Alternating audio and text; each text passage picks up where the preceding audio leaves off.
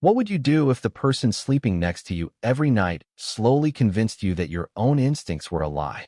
The glow from her phone lit up the bedroom at 2:17 a.m., just enough for me to see her face, smiling.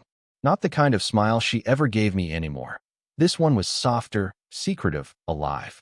When she noticed I was awake, the screen went black instantly. "Just checking emails," she whispered. At 2:17 in the morning. I nodded, pretending to believe her, but something in my chest twisted hard enough to wake every nerve in my body. I didn't say anything. I didn't move. I just lay there in the dark, listening to her breathing slow again. And that's when I realized this wasn't the first time, but it would be the last night I ignored it.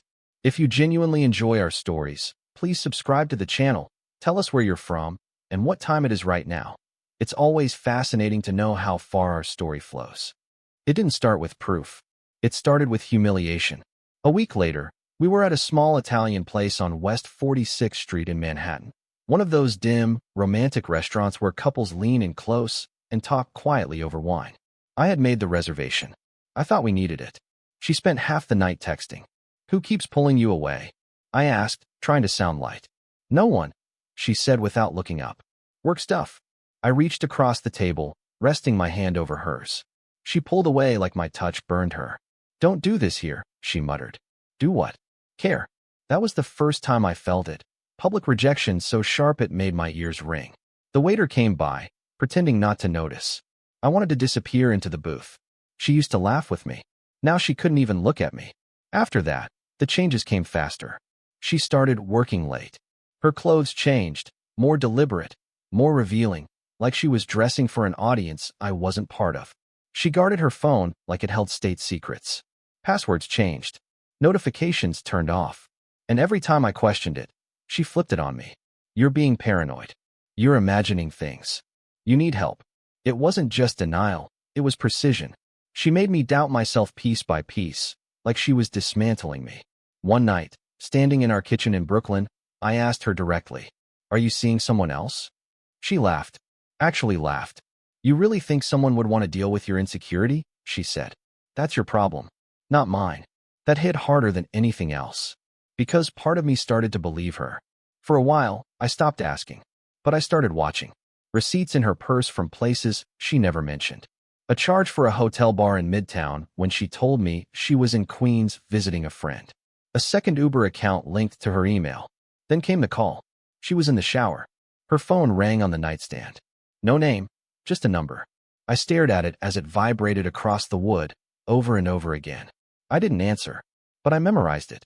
The next day, I stepped outside my office near Wall Street and dialed it from my work phone. A man picked up. "Hey, you left your jacket here last night," he said immediately. Casual. Familiar. I didn't speak. "Hello," he pressed. I hung up. That was the moment something inside me finally broke. Not loudly. Not dramatically. Quietly. Like a bone snapping under too much weight. I stopped confronting her after that. Instead, I started planning.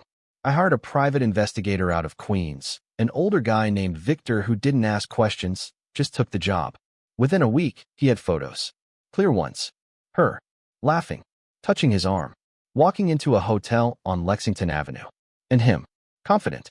Smug. Like he had no reason to hide. I didn't react when I saw them. I just nodded and said, "Keep going." Over the next month, I gathered everything. Hotel records. Messages recovered through backups. Bank statements. Even security footage from a parking garage in Lower Manhattan where they met regularly. The deeper I dug, the uglier it got. It wasn't just an affair. It was a life she had built behind my back. And she thought she was untouchable. That's when I decided I wasn't going to just leave. I was going to end it in a way she'd never recover from. I met with a lawyer in downtown Manhattan. A sharp woman who didn't flinch when I laid everything out. "She's going to deny everything," she said. "I know. But with this," she tapped the folder, "she won't win." I didn't want to win. I wanted exposure. So I waited. 3 more weeks of pretending. Of watching her lie to my face.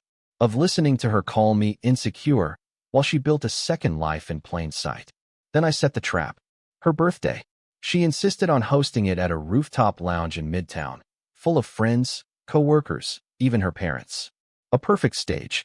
She had no idea I had invited one more guest. At exactly 9:12 p.m., I stood up and tapped my glass. Hey, I said, smiling. I just wanted to say something. She looked annoyed, like I was interrupting her moment. Classic. I've been doing a lot of thinking lately, I continued. About trust. About honesty. She rolled her eyes slightly, and I realized I've been wrong about something. Now she looked interested. I thought I was imagining things, I said. But I wasn't. I nodded toward the entrance. Victor stepped in first, carrying a small projector case. Behind him, the man. The room shifted instantly. Confusion. Whispers. Her face drained of color. What is this? She snapped, standing up. I didn't answer. The screen lit up behind me. Photo after photo. Dates. Times. Locations. Her. Him. Together. The silence in that room was suffocating. You're insane, she said, her voice shaking. This is fake. Then the video played. Clear. Undeniable. Her laugh. His voice. The hotel hallway. No one spoke. Her coworkers stared. Her parents looked like they'd been physically struck. The man, her man, backed away slowly, already trying to disappear. Coward. You ruined your own life? I said quietly. She lunged toward me, furious now. You think this makes you a man? No, I said. This makes me free.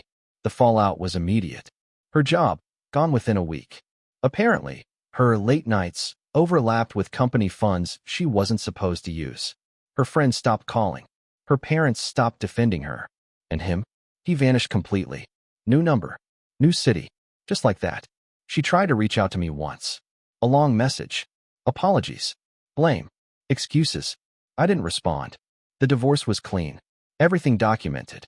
Everything undeniable. Months later, I saw her once. By accident. A grocery store in Brooklyn. She looked smaller. Not physically. Just diminished. Like the world had finally caught up with her. She saw me too. For a second, I thought she might say something. But she didn't. Neither did I. I just turned and walked away. And for the first time in a long time, the silence didn't hurt. It felt like peace.